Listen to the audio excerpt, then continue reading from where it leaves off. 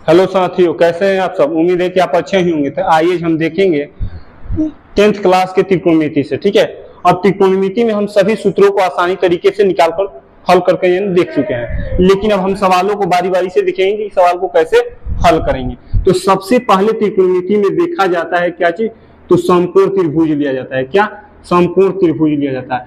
समकोण त्रिभुज में एक कोण क्या होगा, 90 डिग्री होना चाहिए। समकोण त्रिभुज किसे कहें भाई, एक कोण जो है 90 डिग्री का होना चाहिए। अब इसको हम नामकरण करते हैं ए बी सी। अब एक तो हमारा 90 डिग्री हो गया, लेकिन एक कोण हमें या तो इसको थीटा मान सकते हैं या तो इसको थीटा मान सकते हैं। ठीक है, तो हम इसको थीटा मान ले रहे हैं। तो अब इस कोण को थीटा मानने के बाद हम सबसे पहले पहचान करेंगे, इससे पहले बताए हुए कि पहचान कैसे करेंगे कि लंब कौन है, कर्ण कौन है और आधार कौन है। तो हम कर्ण पहचान करने के लिए सबसे बड़ी भुजा को क्या बोलते हैं, कर्ण बोलते हैं। सबसे बड़ी भुजा को कर्ण बोलते हैं। उसके बाद हमारी ये जो कोण है थीटा जो माना गया, इसके सामने वाले भुजा को क्या बोला जाता है, लंब बोला जाता है। क्या बोला जाता है, लंब बोला जाता है। और बाकी जो रेखा बचा हुआ यानी भुजा बचा हुआ उसको हम क्या बोल सकते हैं, आधार बोल सकते हैं। ठीक है, यानी हम बोले कि यहाँ थीटा के आधार को ही लंब, आधार और कर्ण को बांटा जाता है। इन कर्ण तो हमारा हमेशा यही रहता है, लेकिन लंब और आधार एक थीटा के आधार पर चेंज होते रहता है। तो अब आइए हम सवाल देखते हैं 8.1 में हमें क्या क्या निकालना पड़ता है। तो सबसे पहले यहाँ पे मांग दिया जाता है क्या चीज, क्वेश्चन अपने से ही लेना है। साइन थीटा बराबर 4 यहाँ 5 दे दिया जाए। ठीक है, साइन थीटा बराबर 4/5 दिया गया। तो बोला जाए कि अन्य त्रिकोणमितीय अनुपात ज्ञात कीजिए। अन्य त्रिकोणमितीय अनुपात ज्ञात कीजिए।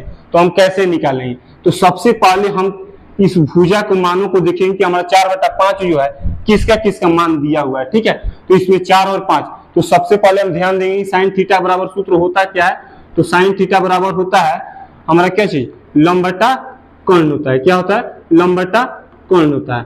तो अब देखेंगे लंब बटा कर्ण, यानी लंब हमारा 4 है, कर्ण क्या है 5 है। तो लंब हमारा यही ना है, तो लंब को हम ले लेंगे 4 और कर्ण क्या है 5 हो जाएगा। क्या हो जाएगा 5, यानी हम आधार को निकालना है। यानी आधार बराबर हमारा क्या है, वाट है। यानी हम इसको बोल सकते हैं लंब, लंब ऊपर है और हमारा नीचे कर्ण है। कर्ण का मान क्या है 5 है और लंब का मान 4 है। तो हम आधार निकालना है, तो हम क्या कर सकते हैं, एक सूत्र हमारा आसानी तरीके से है क्या चीज, इसको निकालने के लिए के ध्यान रखना है। ठीक है, यानी हम बोल सकते हैं कर्ण बराबर कर्ण के स्क्वायर बराबर लंब के स्क्वायर, लंब के स्क्वायर प्लस आधार के स्क्वायर, आधार के स्क्वायर प्लस आधार के स्क्वायर। ठीक है, लंब के स्क्वायर प्लस आधार के स्क्वायर। हम मान भर देंगे। हम लंब का हमारा कर्ण क्या है, कर्ण दिया हुआ 5, तो हम 5 के स्क्वायर प्लस लंब का मान दिया हुआ 4, 4 के स्क्वायर प्लस आधार के स्क्वायर नहीं दिया तो हम आधार के स्क्वायर लिख दिए। ठीक है, अब इस 5 के स्क्वायर कितना हो गया 25। अब प्लस नहीं यहाँ पे,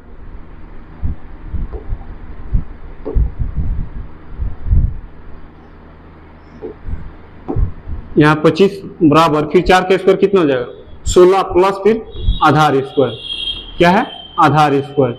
अब यहाँ पे हम 16 को इधर लेके चले आ रहे हैं, 25 माइनस 16 बराबर आधार स्क्वायर, आधार के स्क्वायर। इन हम इसको क्या कर दिया, स्क्वायर को हटाएंगे तो हमारा क्या हो जाएगा 25 से 16 गया कितना हो जाएगा 9, अंडर में डाल देंगे क्योंकि स्क्वायर को इधर हटाएंगे तो क्या हो जाएगा अंडर में जाएगा। यानी आधार बराबर हमारा कितना हो गया, बोल सकते हैं हम आधार बराबर 3।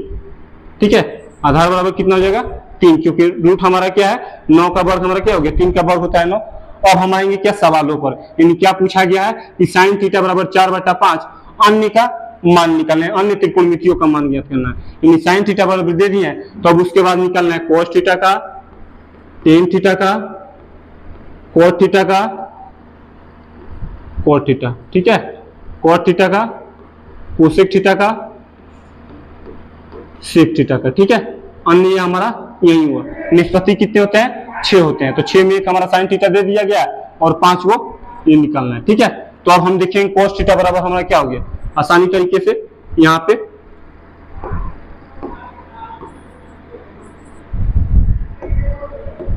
यहाँ पे अब cos थीटा का निकालेंगे हम। cos थीटा बराबर क्या हो जाएगा, तो cos थीटा बराबर होता है आधार बटा कर्ण। ये सूत्र याद रहना चाहिए, आधार बटा कर्ण होता है। तो आधार का मान क्या है, आधार का मान अभी निकालेंगे 3, तो 3 भर दिए, और कर्ण का मान हमारे पहले से मालूम है 5, तो यहाँ पे हम 5 भर दिए, यानी हमारा cos थीटा का मान निकल चुका। उसी तरह tan थीटा, cos थीटा और cosec थीटा और sec थीटा का मान निकलना है, ठीक है।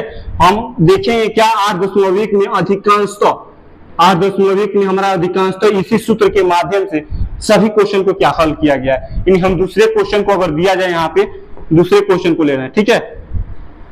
एक बार दूसरे क्वेश्चन को ले रहे हैं, जैसे यहाँ पे मान लें कि 15 cos थीटा दे दिया गया, cos थीटा बराबर क्या 4 दे दिया गया, ठीक है। 15 cos थीटा बराबर 4 दिया गया, तो इसको बोलेगा कि अन्य त्रिकोणमिति है, या बोल सकता है क्या चीज कि cos theta plus tan theta का मान ज्ञात कीजिए, ठीक है। तो ये कोई अलग चीज नहीं है, ये हम क्या करेंगे, cos थीटा का मान निकालेंगे, tan थीटा का मान निकालेंगे और दोनों को जोड़ देंगे। सबसे पहले इसको हल करेंगे हम, तो यहाँ पे cos थीटा बराबर क्या हो जाएगा, cos थीटा बराबर हो जाएगा 4 बटा ये 15 हमारा गुना में है, यहाँ पे कुछ नहीं तो क्या है गुना है, तो हम इधर लेकर चले आए तो 15 हो गया। अब cos थीटा का सूत्र क्या होता है, तो आधार बटा लंब होता है। क्या होता है, आधार बटा लंब होता है, आधार बटा लंब। यानी आधार का मान 4 है, लंब का मान 15 है, तो हमें क्या निकालना है, कर्ण निकालना है। तो हम वही सूत्र लगाएंगे फिर, क्या कर्ण के स्क्वायर बराबर लंब के स्क्वायर प्लस आधार के स्क्वायर, ठीक है। लंब के स्क्वायर प्लस आधार के स्क्वायर, यहाँ पे कर्ण बराबर लंब स्क्वायर प्लस आधार स्क्वायर। फिर हम उसी तरह से कर्ण का मान निकाल कर यहाँ पे मान भर देंगे, आसानी तरीके से हल हो जाएगा, ठीक है। तो अन्य सभी क्वेश्चनों को हल करके दिखाइए।